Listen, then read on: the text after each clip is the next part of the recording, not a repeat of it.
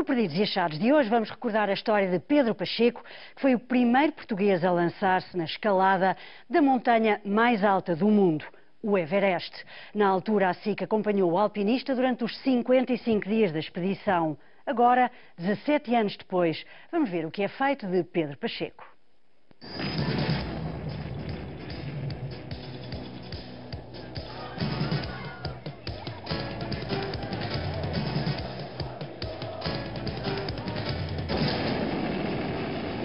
Boa noite. Internacional SIC tem hoje um formato diferente e traz uma história diferente, a de uma aventura portuguesa nos Himalaias. É a história de Pedro Pacheco, um alpinista do Porto, que tentou subir o Everest, a montanha mais alta do mundo.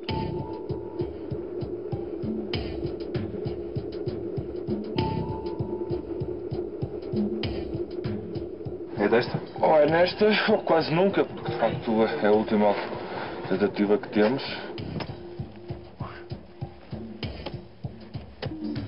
Em agosto de 1994, e acompanhado por uma equipa de reportagem da SIC, Pedro Pacheco saiu de Lisboa rumo ao Nepal e aos Himalaias com um objetivo bem definido: tornar-se o primeiro alpinista português a conquistar o Everest, a montanha mais alta do mundo. Guardo memórias muito positivas, são uns momentos de muita reflexão, muita interioridade. Ou seja, nós estamos ali durante 1 mês e meio, 2 meses, concentrados num projeto, isolados do mundo. É mesmo esse o termo literal. Na altura não era mais do que agora, não havia telefones satélites, não havia GPS, não havia a comunicação rápida como há agora em qualquer parte do mundo. De modo que foi um momento muito introspectivo.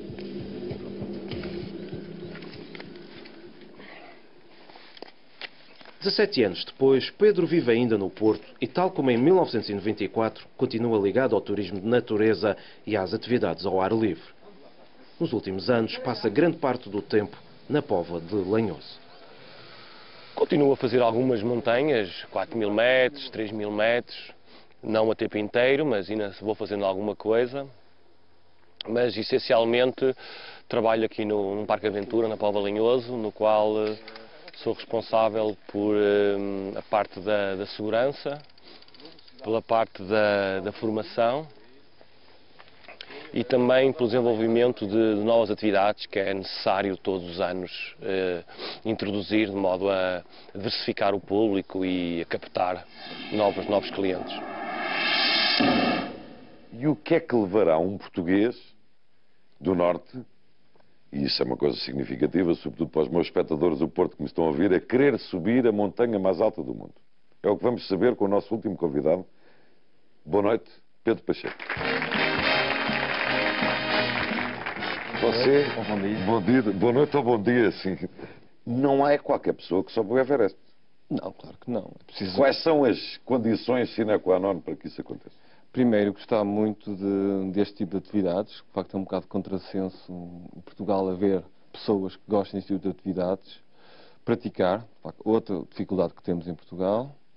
Depois, ter currículo suficiente para podermos ser candidatos a uma expedição ao Everest. E, infelizmente, o que é mais difícil para um português é arranjar quem nos patrocine uma atividade deste género. Em 1994, Pedro tentava conquistar pela segunda vez e pela face sul a montanha de 8.848 metros que os nepaleses conhecem por Sagarmatha, a deusa mãe dos ventos e dos céus. How many climbers you are? Climbers just 2. You and another? Yeah. One woman, one man. One man. And 4 support team. For sport team, Indonesians or Sherpas?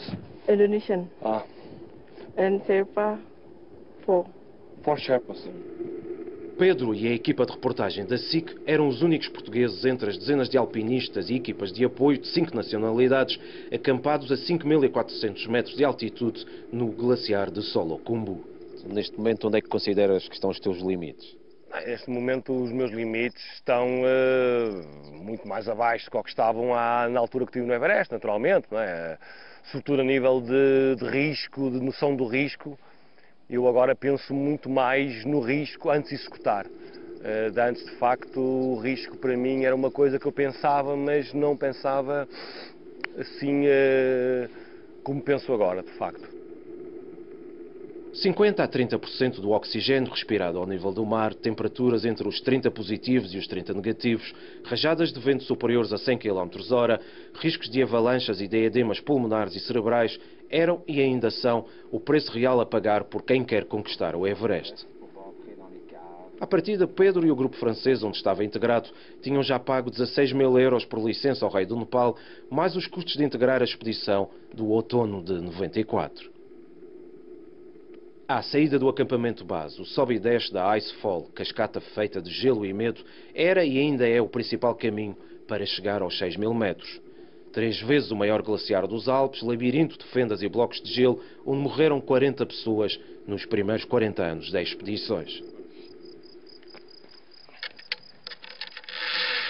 17 anos depois do Everest, Pedro é consultor técnico do Divar Lanhoso, o maior parque de aventura ibérico, responsável pela formação dos monitores que controlam atividades com algum risco que vão da escalada à descida de rio. Com os monitores Ruka e Pep, Pedro aproveita o inverno e inspeciona o circuito das 38 pontes. Muitas destas estruturas lúdicas lembram as pontes suspensas dos Himalaias, por si atravessadas na rota do Everest. A ponte de Charlot. Ter aqui um tacão até dá jeito. Nas pontes, Pedro treina regularmente o resgate e situações imprevistas que podem acontecer aos clientes.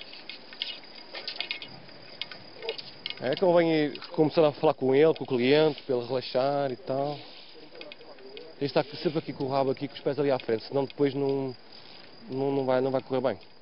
Fazer os passos todos em segurança, confiança, relaxar o cliente. Tá bom. Ah, ok, é isso, exatamente. 5 estrelas.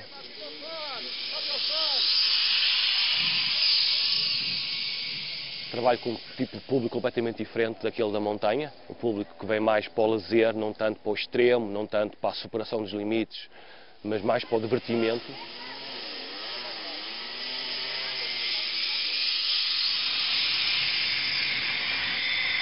Entre as ideias de Pedro, concretizadas para pôr à prova os clientes do Divar Lanhoso, está um dos maiores slides de Portugal e uma descida que é a excitação certa para empregados das empresas que fazem aqui formações outdoor.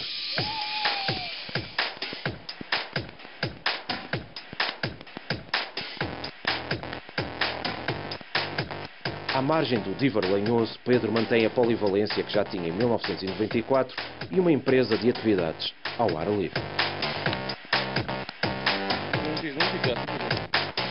Nos últimos 10, 15 anos até tenho feito mais canyons do que escalada, de modo que tenho tido várias opções de formação, iniciação, aperfeiçoamento.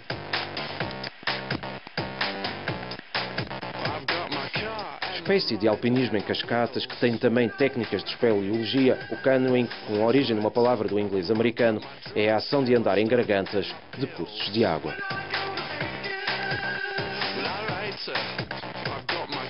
Nos rios do Minho e também em Espanha, o hidrospeed, a descida de rios de águas bravas e a autonomia, uma espécie de trenó flutuante, têm sido outras das atividades mais praticadas por Pedro Pacheco.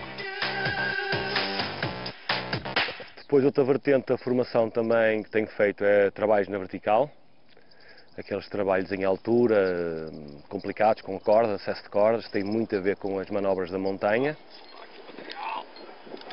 Em março deste ano, Pedro deu formação à equipa que limpou a torre de comunicações de Monsanto em Lisboa, onde está atualmente instalado um dos principais emissores da televisão digital terrestre.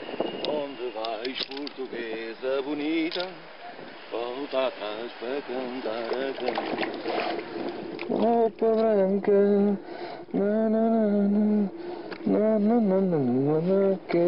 Já em 1994, no marca-passo que caracteriza a longa espera dos alpinistas pelo ataque aos altos cumes dos Himalaias, Pedro tentava vencer da melhor maneira os desconfortos da altitude. Le Portugal, on attend dans le mauvais temps, hein? Oui. Il neige, voilà 2 jours qu'on est ici. Oui, on va aller vers la plage, mais pas de chance. Ça. Vous faites chez vous les plages. C'est du sable ou des cailloux? Sable, très bien. Ah. Extraordinaire. Na altura e sem saber, o português viveu a pior época da década dos Himalaias, agravada pela falta de planeamento dos líderes da expedição. Nevoeiro, frio e neve prenderam os montanhistas a 5.300 metros durante 2 semanas, atrasaram a montagem dos acampamentos de altitude, comprometeram o objetivo de alcançar o cume nos poucos dias em que houve pouco vento.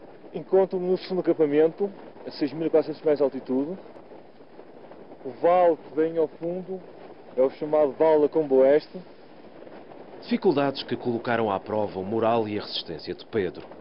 Primeiro no campo 2, já acima dos 6.000 metros. Depois no campo 3, a 7.200. Já tenho alguma dificuldade em falar. Tenho que falar mais devagar. Apesar de tudo, vim hoje do acampamento número 2 e não estou muito cansado.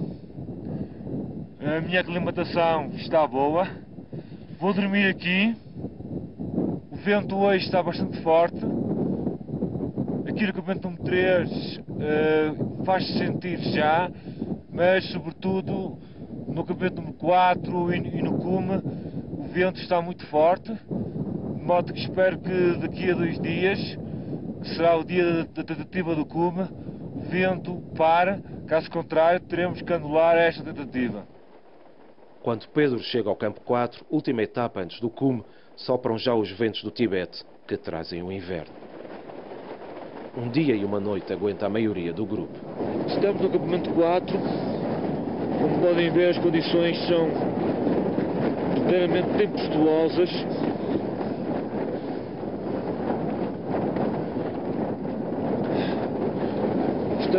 Passamos uma noite, 6 pessoas numa tenda, positivamente a lutar pela vida, dado que o vento ultrapassou os 150 km por hora. E estamos 6 a fazer um muro para que a tenda aguentasse. A 8.000 metros, Pedro e outros 2 alpinistas ainda resistem outra noite. Alors, Thierry, qu'est-ce que tu penses? On va faire le sommet? Mais certainement, on attend depuis un jour que le vent se calme. Et puis après, ça va être un bon moment. Mais même dans le vent, nous partirons pour faire le sommet. Espérons quand même que les choses sont plus simples. Alors, tu confirmes que Pedro et Thierry, ils sont au camp 4, Over? Oui, je confirme qu'ils sont au camp 4, dans la tempête la plus totale. À toi. Mas contra rajadas superiores a 100 km/h, nada a fazer. Missão acabada. Tendas desfeitas. Este cenário.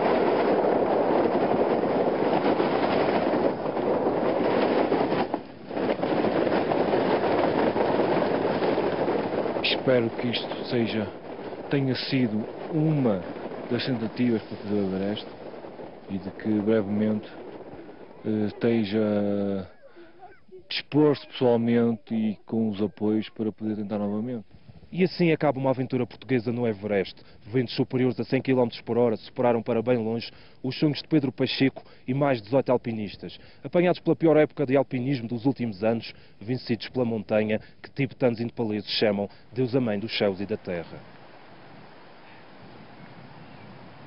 Do Everest, 17 anos depois, Pedro guarda a lição dos alpinistas que frequentam a alta montanha e uma mensagem que repete quando dá formação a quadros de empresas.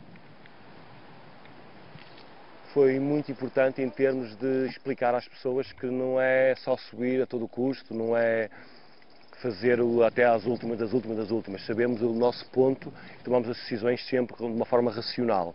Ou seja, não é desistir à primeira, não é não trabalhar, é preciso trabalhar, é preciso ter esforço, trabalhar em equipa, mas também é preciso saber, quando uma série de condições começam a estar desfasadas, saber tomar a decisão certa a tempo.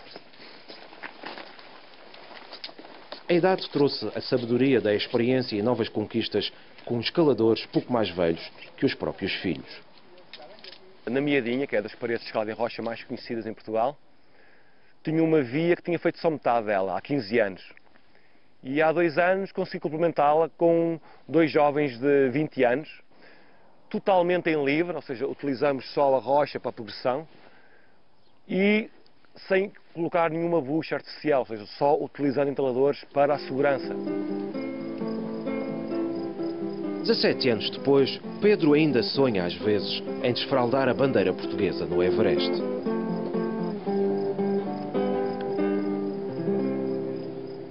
Tentei mais uma vez arranjar patrocínios, não foi possível. A vontade de voltar a repetir aquele mês e meio de reclusão, aquela reclusão que é obrigatório estar durante um período muito grande, não é assim neste momento das coisas mais aliciantes, mas não fugia mesmo agora, se houvesse alguma proposta de um grupo interessante, porque não de portugueses, que é uma pena não existir isso, era capaz se calhar de perder a cabeça e de me empenhar no projeto outra vez igual, porque não?